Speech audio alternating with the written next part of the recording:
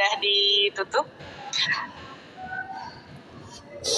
Untuk poin ketiga, ini ada pelaksanaan kegiatan yang akan kita laksanakan mulai dari tanggal 7 November 2022 dan akan diakhiri pada tanggal 28 November 2022. Pertanyaannya, apakah kami harus melaksanakan rangkaian kegiatan ini? Ya, nanti untuk kelasnya akan dibagi-bagi masuk ke kelas mana dan harus mendapatkan materi apa di kelas tersebut, begitu ya.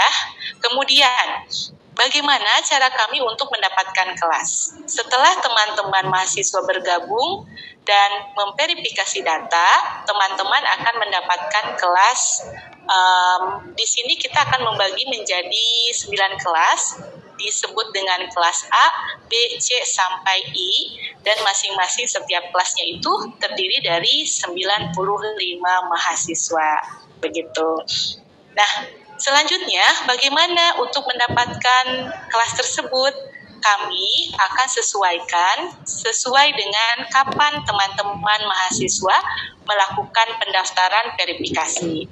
Jadi kemungkinan akan dalam satu kelas itu bertemu dengan beberapa prodi ataupun beberapa fakultas. Tapi tidak menutup kemungkinan dalam satu kelas itu ada satu full prodi gitu ya, tergantung dari kapan teman-teman melakukan verifikasi data. Dan yang terakhir, bagaimana ketika teman-teman sudah melaksanakan kegiatan, kemudian sudah dinyatakan lulus, dan terakhir pemerolehan sertifikatnya seperti apa? Nah, nanti kami akan menyiapkan satu file tersebut mungkin ada data teman-teman mana saja yang sudah dinyatakan lulus dan mendapatkan pernyataan layak untuk mendapatkan sertifikat. Sebagai tambahan informasi, sertifikat ini dijadikan salah satu syarat untuk teman-teman selain mengikuti sidang, yaitu untuk pelaksanaan pengambilan ijazah atau pendampingan ijazah begitu. Jadi memang kegiatan TOEFL Like Eptus ini wajib dilalui oleh teman-teman mahasiswa yang akan lulus begitu. Nah, selanjutnya ketika tahapan ini sudah selesai, akan sedikit dilaporkan terkait dengan jumlah mahasiswa praktikum yang sudah daftar pada tertanggal hari ini ya, sampai tadi pukul 1 kurang. Kami rekap dari panitia, itu dari Fakultas Ilmu Administrasi baru tercatat 249 mahasiswa. Kemudian dari teknik baru ada 45, dari komunikasi ada 67, dari komputer ada 111, hukum dari Fakultas Hukum ada 15, pertanian ada 29, dan Fakultas Keguruan dan Ilmu Pendidikan ini baru ada 44 mahasiswa. Jadi total keseluruhan sampai hari ini jam jam 1 kurang itu sekitar 563 mahasiswa. Artinya kalau direkap dari data keseluruhan itu kurang lebih ada 811. Nah, maka kami atas nama panitia juga meminta bantuan kepada rekan-rekan yang mungkin belum bergabung untuk diinformasikan. Dikhawatirkan memang informasi dari kami belum sepenuhnya sampai ke teman-teman mahasiswa gitu ya. Jadi sekali lagi kami minta bantuan kepada teman-teman untuk menginformasikan bahwa pelaksanaan kegiatan TOEFL Like Eptus itu akan segera dimulai dan untuk bergabung segera begitu. Nah, untuk pembagian dari kelasnya tadi sudah sedikit disampaikan. Ini kuota kelasnya kurang lebih satu kelasnya itu ada 95 dan yang kelas I itu belum tercukupi semuanya begitu. Jadi itu teman-teman terkait dengan pembagian kelas peserta praktikum. Nanti untuk lebih jelasnya akan disampaikan oleh Pak Anjar untuk yang kedua. Barangkali nanti ada yang kurang dipahami, boleh nanti kita buka sesi diskusi. Terima kasih Bu Diah, mangga. Baik, terima kasih Bu Ida atas pemaparannya. Teman-teman yang ingin diskusi mungkin nanti di akhir setelah dua lagi pemaparan yang akan disampaikan oleh Pak Anjar dan Pak Fahmi. Baik, untuk yang selanjutnya kita sama-sama mendengarkan pemaparan mengenai teknis kegiatan yang akan disampaikan oleh Bapak M. Anjar Nugraha MPD. Kepada Bapak Anjar Nugraha, waktu dan ruang kami persilakan. Mangga Pak Anjar. Terima kasih Ibu Dia. Sudah terdengar? Sudah Pak. Oke. Baik, Assalamualaikum warahmatullahi wabarakatuh. Selamat siang Bapak Ibu peserta TOEFL Like Aptus angkatan 2019. Izin melanjutkan apa yang tadi disampaikan oleh Bu Ida tentang program tahunan kita, bahwa kita diwajibkan mahasiswa di Universitas Subang di Unsub ini diwajibkan untuk memiliki sertifikat TOEFL. Makanya untuk tahun ini kita masih menggunakan apa yang kita gunakan tahun lalu. Artinya kita sudah terintegrasi dengan teknologi seperti itu. Kemarin meskipun ada COVID-19 pandemi, dan kita tetap bisa melanjutkan dengan beberapa adaptasi. Baik, izin menyampaikan dan berbagi layar. Yang pertama saya akan menyampaikan tentang TOEFL. Sudah terlihat Bapak Ibu? TOEFL itu adalah salah satu tes untuk untuk menguji kebahasaan kita, dan terutama untuk kita yang tidak menggunakan bahasa Inggris sehari-hari. Atau TOEFL ini singkatan dari Test of English as a Foreign Language. Dan kita itu mempunyai produk sendiri yang dinamakan dengan EPTUS. EPTUS adalah singkatan dari English Proficiency Test for University Students. Jadi digabungkan menjadi namanya TOEFL Like EPTUS. Seperti itu. Itu untuk perkenalan bahwa kita di Unsub ini nama TOEFL-nya adalah EPTUS, seperti itu, TOEFL Like EPTUS. Karena di setiap instansi itu berbeda-beda namanya. Di UPI dengan PTSOL-nya, lalu di UGM dengan ACEP. Nah, berbagai nama digunakan dalam produk-produk suatu universitas, dan di kita di Unsub itu namanya EPTUS. Seperti itu Bapak Ibu. Selanjutnya saya akan menyampaikan terkait dengan apa sih TOEFL itu. Nah, mungkin sedikit. TOEFL itu menguji 3 poin.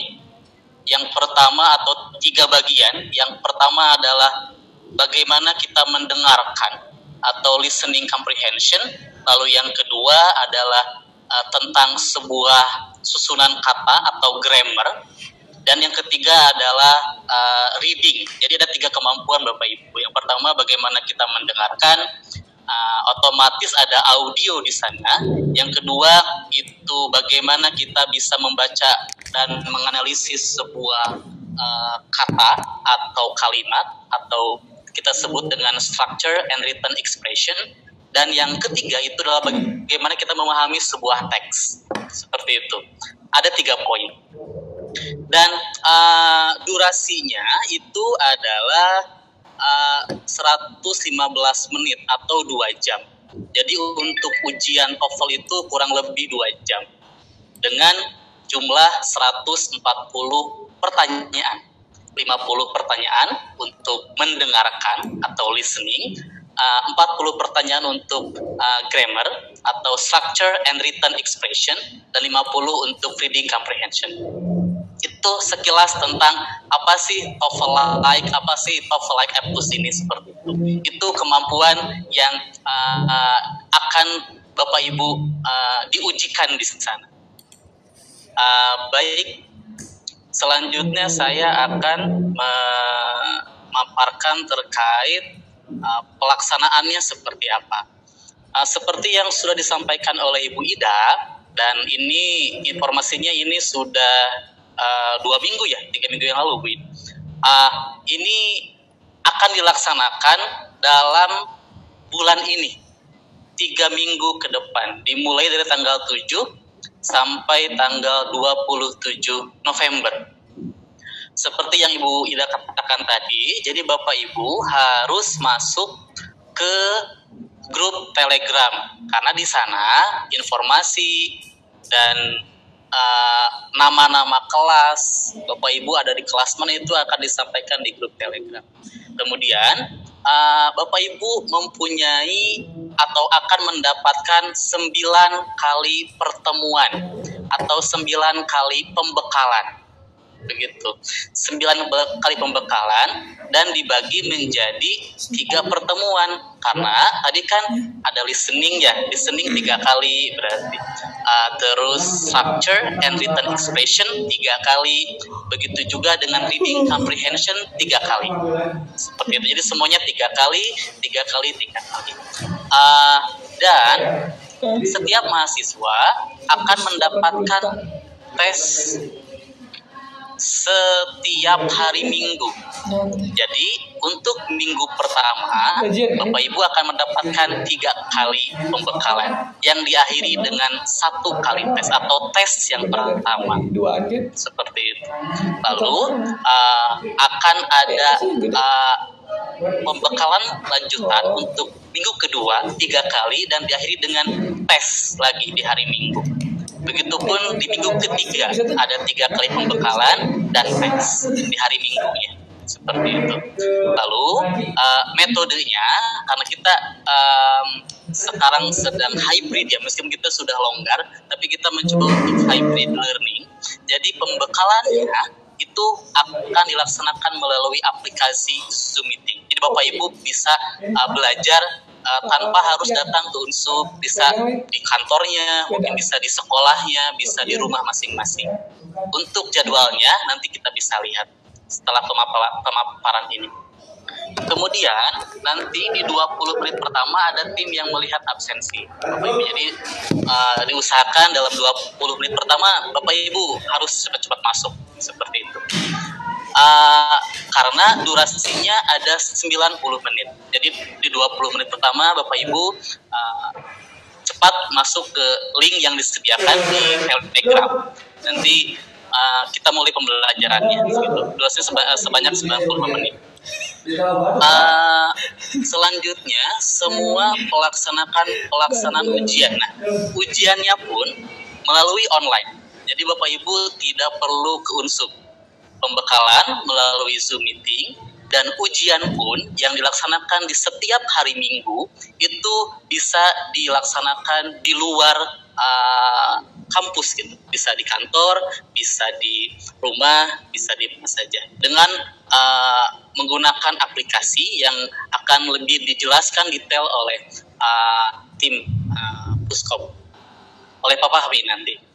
Kemudian, nah ini sudah syarat wajib Bapak Ibu, ini sudah disahkan oleh rektor bahwa ada minimal skor.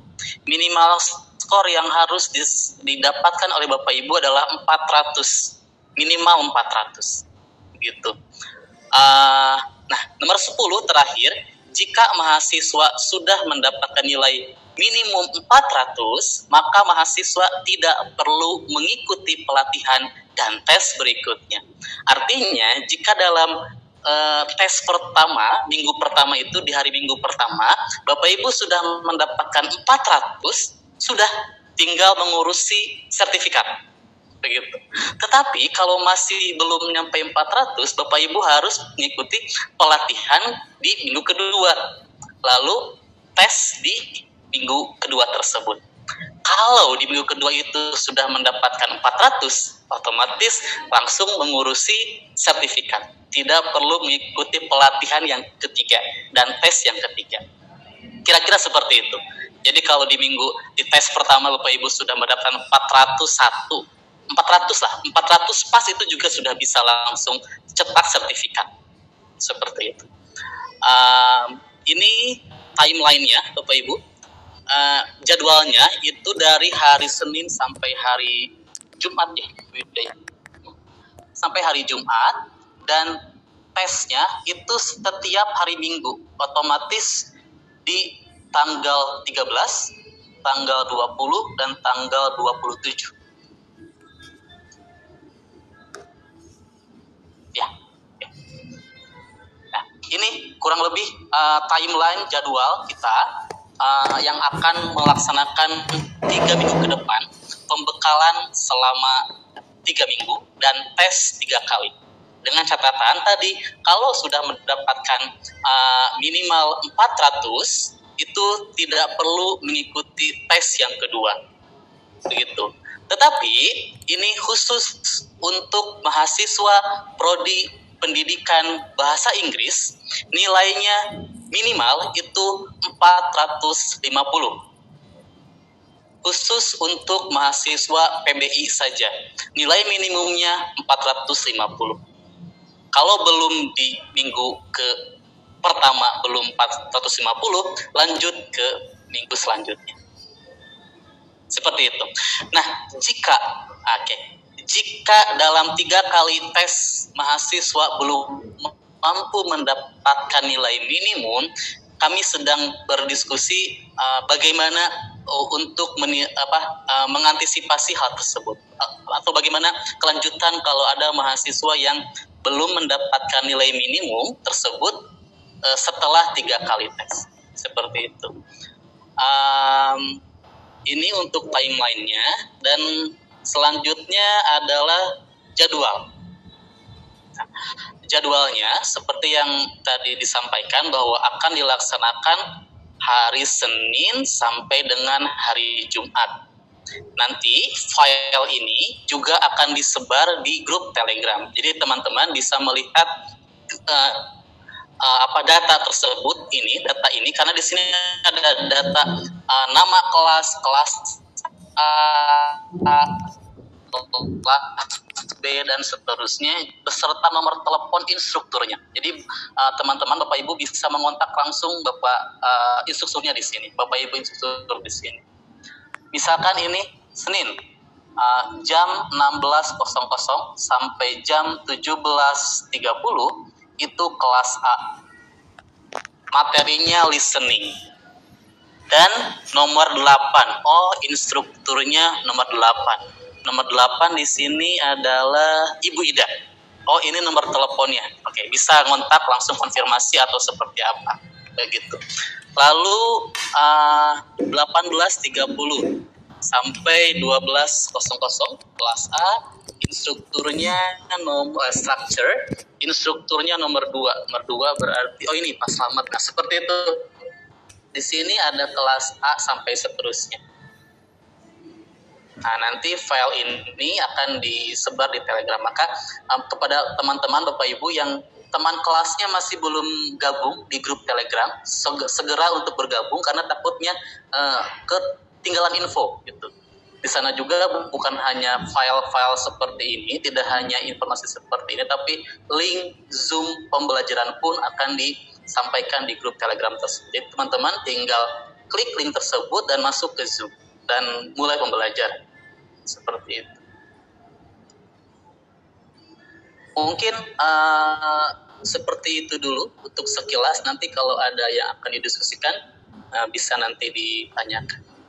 Mungkin itu dulu Ibu Dia pemaparan dari saya terkait teknis sekilas tentang teknis ini. Terima kasih. Assalamualaikum warahmatullahi wabarakatuh. Waalaikumsalam warahmatullahi wabarakatuh.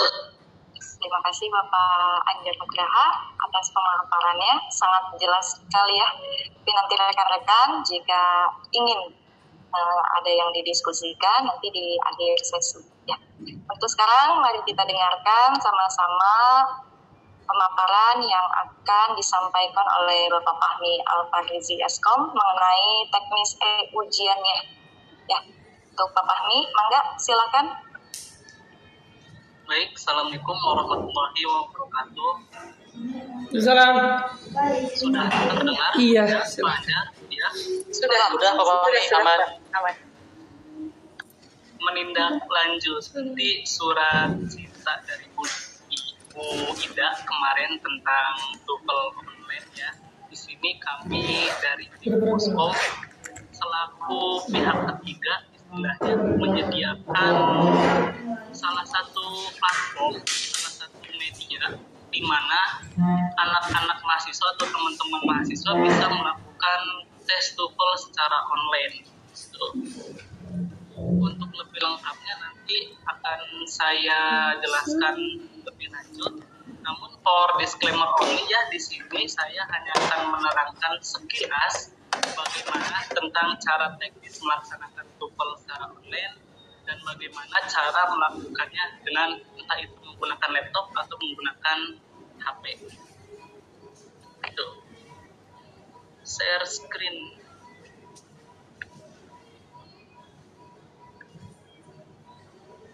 Apakah sudah terlihat? Sudah.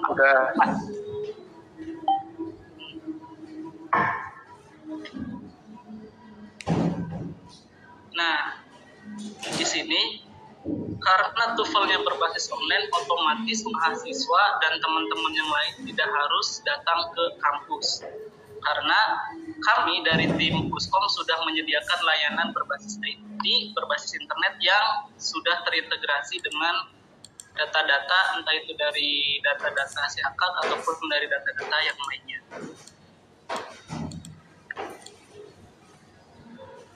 Secara garis besar, tahapannya mungkin seperti ini. Peserta mendaftar dan mengisi dengan email aktif di form yang akan disediakan. Yang kedua, peserta melakukan tes TOEFL secara online. Yang ketiga, peserta dinyatakan lulus ketika sudah memenuhi kriteria yang telah ditentukan. Untuk link pendaftarannya mungkin nanti akan disediakan oleh panitia di grup Telegram yang sudah tadi disampaikan. Slide kedua. Nah, karena TOEFL-nya berbasis online, otomatis device atau perangkat yang kompatibel dengan sistem kita. Untuk itu kami sampaikan berikut minimum sistem requirement-nya, entah itu untuk HP ataupun untuk laptop. Yang pertama, dari segi prosesor. Prosesornya minimal harus Atom atau lebih direkomendasikan. Jadi Intel Atom itu Intel prosesor keluaran tahun kemarin, tidak salah. Yang kedua, bandwidth internet minimal 1 MB per second, karena TOEFL sekarang itu kan tidak hanya untuk meload atau melakukan proses teks. Jadi ketika TOEFL nanti akan ada bagian di mana peserta mendengarkan audio, streaming kamera mereka. Jadi bandwidth yang diperlukan itu minimal 1 MB per second. Yang kedua, kamera wajib terinstal di laptop demi untuk validitas pengerjaan. Biasanya kan hari Minggu itu kan dilaksanakan TOEFL. Nah, peserta itu wajib menyalakan kamera agar petugas bisa melihat aktivitas mahasiswa ketika menjalankan.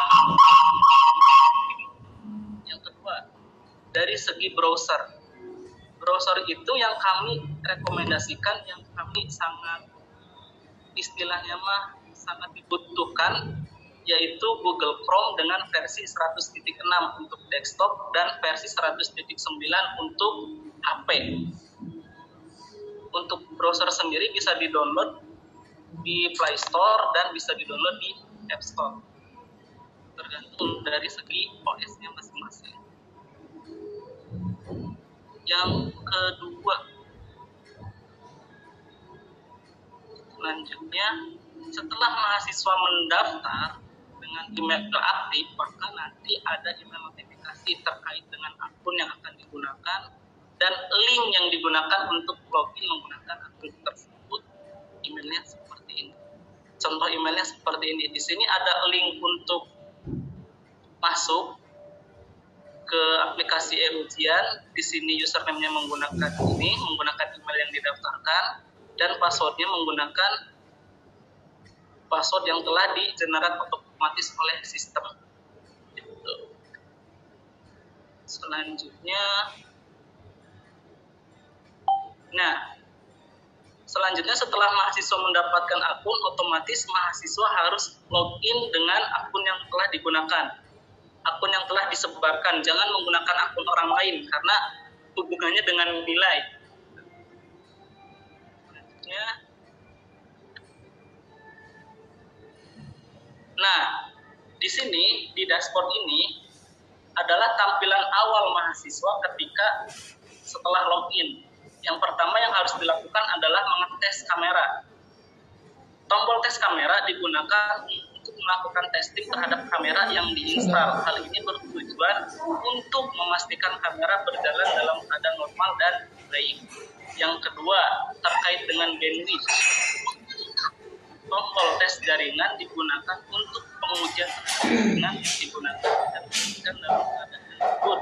Maka di sini akan sinyalnya itu berwarna hijau. Yang kedua, yang ketiga, tombol lihat petunjuk digunakan untuk melihat petunjuk sebelum memulai ujian. Oke, tahap selanjutnya. Nah, setelah melihat petunjuk, maka teman-teman akan diarahkan ke halaman tampilan petunjuk seperti ini. Setelah tampilan petunjuk seperti ini dibaca terkait dengan cara ujiannya kayak gimana, hal-hal yang harus dilakukan, hal-hal yang harus dihindari, dan lain sebagainya. Nanti akan muncul di sini. Setelah klik kerjakan, klik tombol kerjakan untuk mulai tes, maka akan diarahkan ke tombol preparation atau tombol pending sebelum melakukan tes dimulai. Biasanya waktunya kurang lebih 10 detik untuk menyiapkan sistem dan lain sebagainya. Baru ketika 10 detik selesai, tombol kerjakan akan muncul. Setelah itu, klik tombol kerjakan, maka akan diarahkan ke halaman section. Jadi, seperti yang sudah dijelaskan oleh Pak Anjar dan Bu Ida, TOEFL ini kan terdiri dari 3 tahap, yaitu ada reading, ada listening, dan ada structure. Dan biasanya tiap-tiap tahapan itu sebelum memulai ke tahap selanjutnya akan ada tahapan di mana tahapan ini menjelaskan tentang bagaimana cara menjawab soal, bagaimana cara melakukan jawaban ketika soal, dan lain sebagainya. Nah, nanti tata cara tersebut akan muncul di halaman section ini. Misalkan di sini ada halaman reading, maka otomatis yang nanti akan muncul adalah halaman tentang bagaimana cara menyelesaikan soal yang berbentuk atau berjenis dengan jenis reading. Klik tombol selanjutnya, maka akan langsung diarahkan ke halaman soal. Tampilan lembar kerja peserta. Di sini terdapat beberapa bagian. Yang pertama, ada bagian data diri mahasiswa berisi nama peserta, nama sesi, durasi pengerjaan, jumlah soalnya, dan lain sebagainya. Yang kedua, ada tombol kontrol sesi. Di sini terdapat beberapa tombol. Yang kedua, ada tombol menutup soal atau membuka soal. Yang ketiga, ada tombol untuk merubah tampilan ke dark mode. Di sini ada tombol bacaan, ada bagian bacaan soal. Nah, bagian bacaan soal ini biasanya dinamik. Kalau untuk reading, maka yang tampil akan paragraf. Kalau untuk soal listening, maka yang tampil akan bentuk audio. Nah, kalau untuk structure, maka yang tampil adalah soal-soal yang berbentuk dengan bagaimana cara mahasiswa menjawab soal-soal berbentuk kata-kata. Tombol di sini ada tombol nomor soal. Di sini kalian bisa tahu mana soal yang sudah dijawab dan mana soal yang belum dijawab. Biasanya untuk soal yang sudah dijawab itu berbentuk berwarna biru. Kalau untuk soal yang belum dijawab itu biasanya kuning atau merah.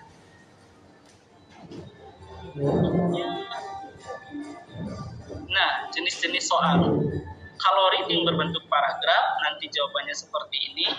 Nah, kalau listening berbentuk audio.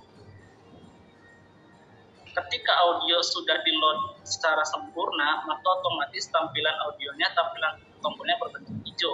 Untuk mendengarkan, tinggal klik saja tombolnya, nanti suara akan muncul.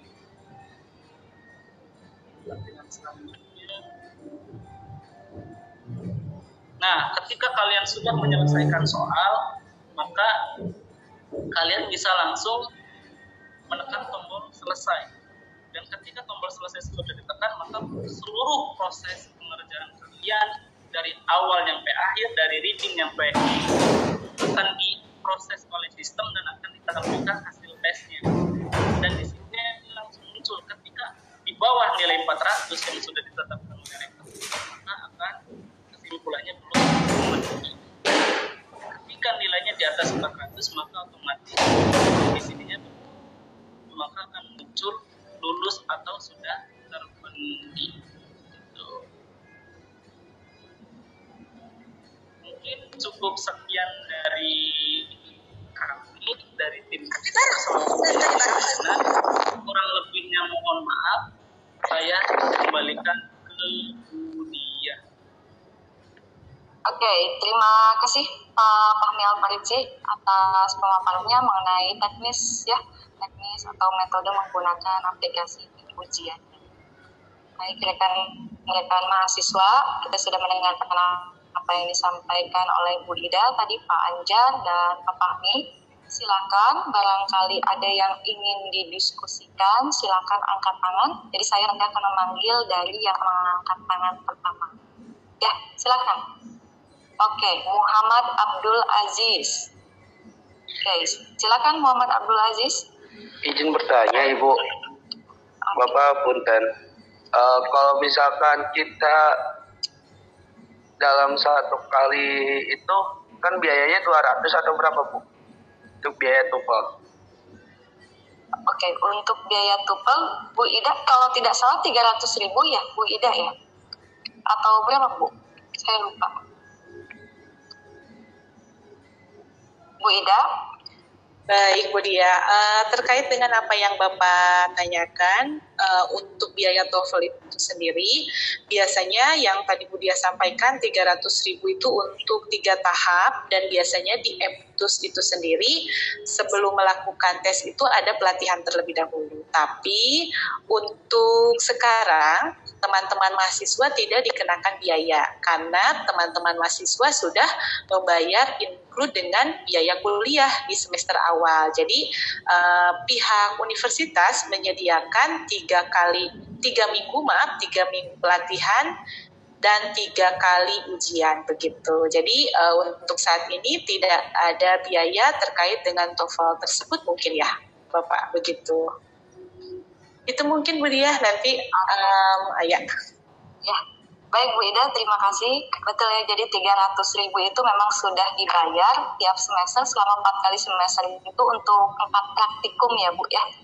Jadi untuk kegiatan kali ini memang tidak ada pungutan biaya gitu ya Bu ya, atau biaya tambahan yang lainnya, kecuali mungkin ketika nanti 3 kali ujian tetapi belum mencapai skor 400 ya Bu ya, seperti tahun sebelumnya, dan itu juga masih dibicarakan kembali ya Bu ya, bagaimana konsep atau metodenya ketika mahasiswa 3 kali ujian namun belum menempuh skor 400 atau skor minimumnya. Baik Bu Ida, kita lanjut ke pertanyaan selanjutnya ya, dari Wiwin Hermawati, silakan. Ya Bu, izin off cam ya Bu. Ini Bu, tadi yang teknis mau menanyakan soalnya tadi kurang jelas juga sinyalnya di sini agak jelek. Yang itu yang akun masuknya kan nanti punya akun sendiri ya. Nanti akunnya itu di-share di Telegram kelas masing-masing atau bagaimana? Siapa nih yang jawab? Boleh Bapak Fahmi dulu atau? Jadi untuk proses mendapatkan akun itu kan mahasiswa daftar dulu ya menggunakan email aktif. Nah, ketika proses daftar itu mohon dicek kembali emailnya itu benar enggak nulisnya. Kadang-kadang berkaca dari tahun kemarin ada mahasiswa yang nulisnya .o, ada .o gitu kan. Jadi si akun itu tidak tersampaikan baik ke email mahasiswa. Nah, kedepannya untuk email nanti akan disebar, untuk akun nanti akan disebar ke email masing-masing. Minimal H-7 sebelum melakukan ujian TOEFL. Kalau seandainya belum dapat, berarti nanti tinggal hubungi panitia, kita share ulang akunnya supaya dapat akun ke email yang bersangkutan. Gitu. Jadi dipastikan email yang didapatkan untuk menerima akunnya sudah benar ya Bapak Mia, sehingga tidak ada kesalahan gitu ya. Jangan sampai cuma salah titik atau koma, kita tidak mendapatkan verifikasi email untuk mendapatkan username dan password ujiannya ya Bapak Mia. Demikian ya. Betul. Oke. Selanjutnya dari Lilik Islamiati, silakan. Terdengar suaranya, Bu? Oke, terdengar, silakan. Untuk tadi kan disebutkan ya, Bu, untuk jadwalnya itu kan dari Senin sampai Jumat. Kalau misal yang karyawan itu jamnya gimana, Bu? Apa malam apa gimana? Oke. Mungkin Pak Anjar atau Bu Ida bisa menanggapi.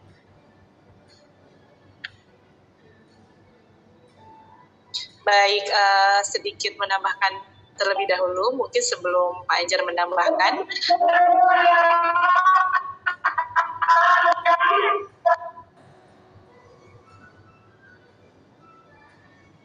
Oke, untuk jadwal itu sendiri sebenarnya kami sudah menyesuaikan dengan jadwal teman-teman karyawan ya. Kita mulai dari pukul 16.00 sampai pukul 21.30. Nah, misal nanti ada teman-teman yang masih di kantor. Nah, itu tadi ya mungkin yang disampaikan oleh teman-teman yang lain, mungkin bisa mengikuti di tempat kerjanya teman-teman gitu ya. Jadi mudah-mudahan kita bisa mengikuti rangkaian kegiatannya walaupun itu memang sedang berada di dinas luar pekerjaan, sehingga tidak mungkin tidak terlewat materi, mungkin begitu. Kalaupun misalkan nanti ada yang terlewat materi, diperbolehkan teman-teman mengikuti pada kelas yang lain dengan catatan mungkin konfirmasi terlebih dahulu ke tim panitia bahwa saya akan pindah, karena space dalam satu ruangan kami sediakan hanya 95 mahasiswa begitu. Jadi jangan sampai kita tidak bisa ikut di kelas A, kita bisa ikut di kelas C, sedangkan teman kelas C-nya yang mau bergabung tidak bisa ikut karena sudah full seat dalam satu ruangannya. Mungkin itu yang bisa disampaikan. Jadi mudah-mudahan jadwal kami bisa menyesuaikan dengan jadwal teman-teman yang memang sudah bekerja. Mudah-mudahan begitu. Mungkin Pak Anjar tambahannya. Izin menambahkan, mungkin ketika Bapak Ibu tidak bisa mengikuti kelas di itu, Bapak Ibu bisa meminta materi kepada instrukturnya agar bisa belajar mandiri gitu, untuk yang disampaikan oleh instruktur sebelumnya ketika tidak bisa hadir. Itu mungkin tambahannya sedikit.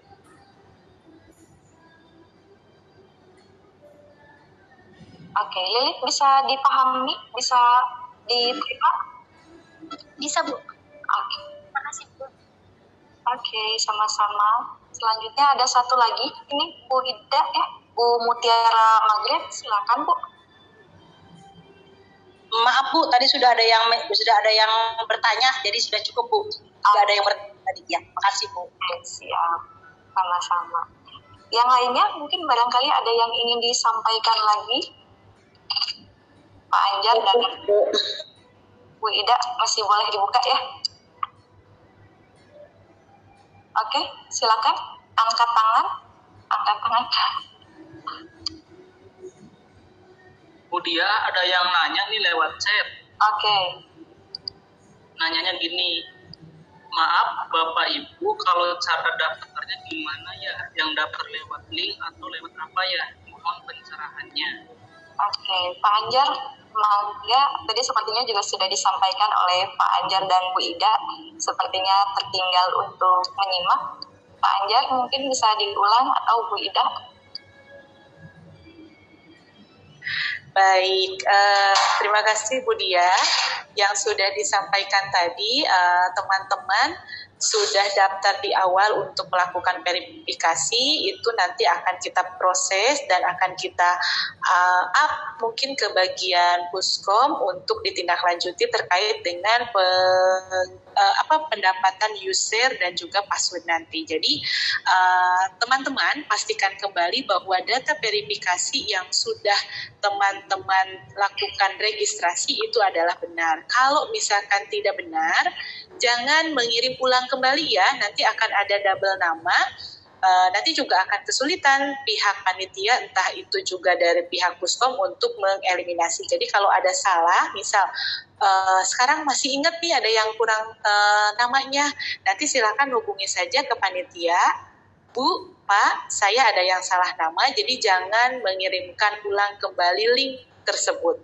Hanya yang belum melakukan verifikasi saja yang boleh melakukan registrasi ulang. Begitu ya. Jadi yang ada kesalahan nama yang baru ingat sekarang, boleh nanti langsung mengedit atau mengkonfirmasi kembali ke kami, jangan mengisi ulang di link pendaftaran. Jadi yang kemarin itu sudah cukup mewakili yang ada di surat undangan ke setiap dekan. Gitu ya. Mungkin itu tambahannya.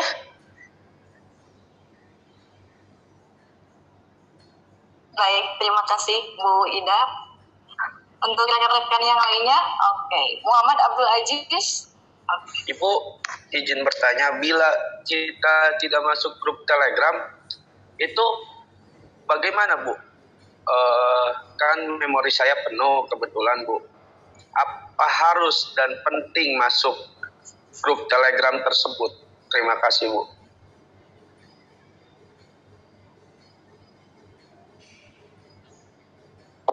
Izin menanggapi Pak Muhammad Abdul Aziz. Jika tidak bisa install Telegram, selama Bapak bisa cepat untuk mendapatkan informasi, mungkin bisa kontak ke teman sekelasnya atau bagaimana. Selama bisa seperti itu bisa saja Pak. Asalkan ketika ada info atau ada link yang harus segera masuk, misalkan atau segera ditindaklanjuti, itu bisa saja. Tidak masuk ke Telegram pun tidak apa-apa. Itu mungkin ada tambahan. Oke. Sudah cukup Bu Ida barangkali ya? Oke. Ini sudah direkam, mungkin nanti Pak Fahmi bisa di-share juga link rekamannya. Jadi untuk rekan-rekan mahasiswa yang tertinggal bisa memutar ulang sosialisasi pada hari ini. Gitu saja ya Bu Ida ya. Iya, mungkin tambahannya Ibu, ini juga mau mengkonfirmasi ulang ke Pak Fahmi. Mungkin bagi teman-teman yang terlewat langkah-langkah dalam e-ujian itu bisa di YouTube siapa Pak Fahmi? Di Unsub, di Universitas Subang bukan? Teknis. Mungkin nanti slideshow yang tadi akan saya share ya Bu, linknya ke grup Telegram, biar nanti teman-teman bisa melihat pola lagi. Ya, baik Bu Fahmi, siap. Nanti linknya dikirim ya Bu ya ke grup Telegram, katanya diunggah melalui channel YouTube Universitas Subang. Untuk rekan-rekan mahasiswa, silakan yang belum follow channel YouTube Universitas Subang, mangga di follow terlebih dahulu.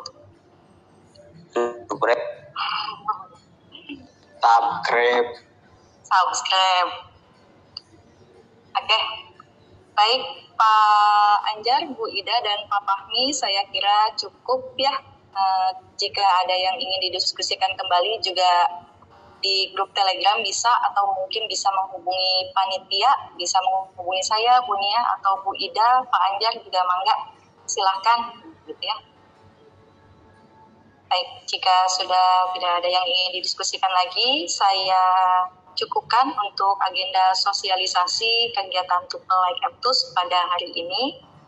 Saya pamit undur diri, mohon maaf apabila ada salah kata. Billahi taufiq wal hidayah. Wassalamualaikum warahmatullahi wabarakatuh. Waalaikumsalam warahmatullahi wabarakatuh. Terima kasih semua. Assalamualaikum warahmatullahi wabarakatuh. Recording stopped. Waalaikumsalam warahmatullahi wabarakatuh.